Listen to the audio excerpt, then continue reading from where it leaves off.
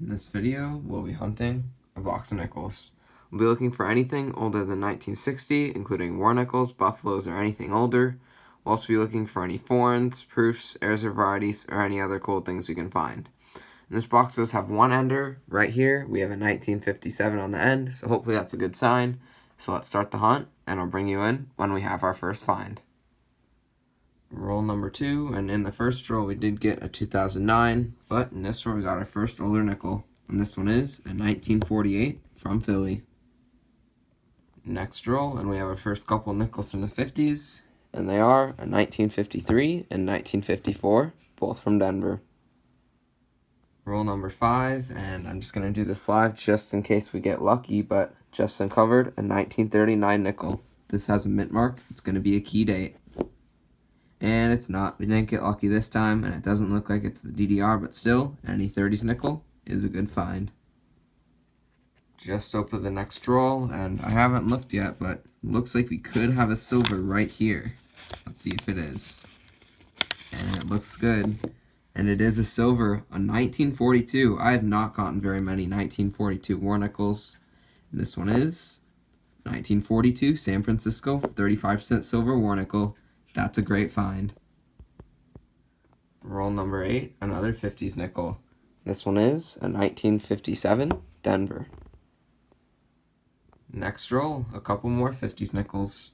And just like the last roll, we have another 1957 Denver, and we also have a 1958 that's also from Denver. Roll 11, and we have yet another 50s find, and this one is a 1959 Denver.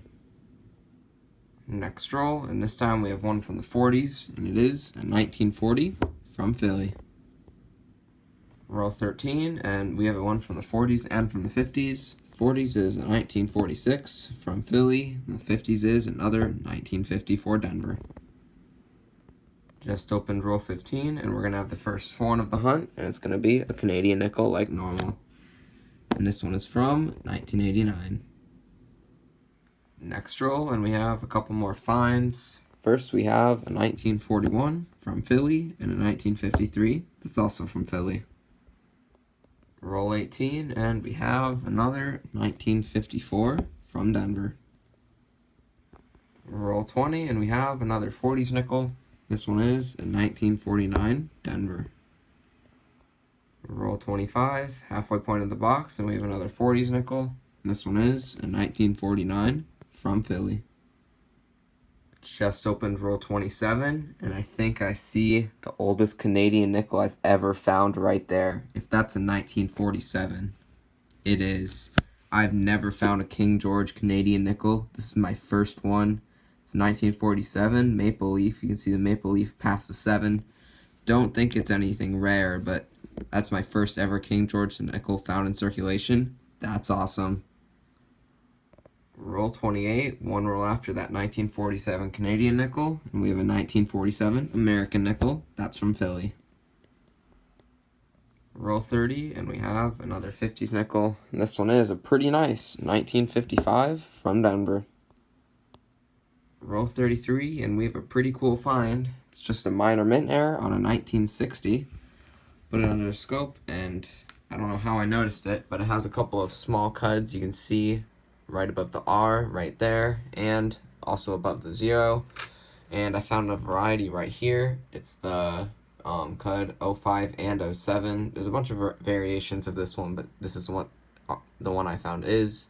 As you can see, it has the same like blob above the R and the 0, just like my example does. Lucky to notice it. It's pretty small. Unfortunately, it's not in very great shape. It has pretty big ring of death on the front, and it's definitely circulated, but still, even though it's a small minor mint error, still a pretty cool find. Roll 36, and we have another find from the 50s, and this one is another 1955 Denver. Roll 38, and we have a couple more 50s nickels. This time we have a 1956 from Philly and a 1958 from Denver.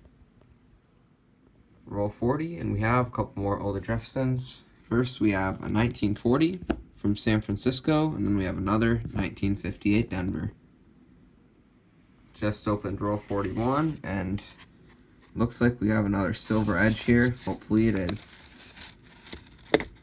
And it is. This one's a 1944 San Francisco. Second war nickel of the box. That's awesome. Same roll as that second war nickel, and we have another 40s nickel, and this one is another 1946 from Philly.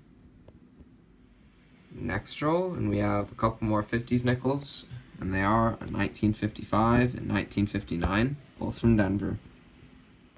Roll 45, and we have another one from the 40s. This time it's a 1948 out of Philly, and next roll is our 1957 ender, so I'll go through that roll, see if there's anything else with it. Roll 46, and there was one other find with that ender, and both of them are actually 1957 Denvers. Roll 48, and we have another 40s nickel. This one's another 1946 from Philly. Next roll, roll 49, we actually had another ender that I didn't notice, and it was a 1958 Denver. Nickel box has been hunted, so let's go over the finds. We ended up with 10 S-mints, 2 foreigns, both Canadian, a 1989 and a 1947, my first ever King George Canadian. We got 2 2009s, that 1960D with a couple of small die cuts on it. It's pretty damaged, so it's not worth too much, but still a cool find. Old Jeffersons, we got quite a bit, a lot from the 40s and a lot from the 50s. Not really any better dates, except we did get that 130s, 1939 from Philly. The finds of the box were, of course, we got that King George, which I already mentioned. It's a 1947 Maple Leaf. First ever King George found. I think I've only found 2 young heads ever. So getting a King George is awesome. And of course, we got the 2 35% silver war nickels. 1942 from San Francisco and a 1944. That's also from San Francisco. Overall, this was a great nickel box.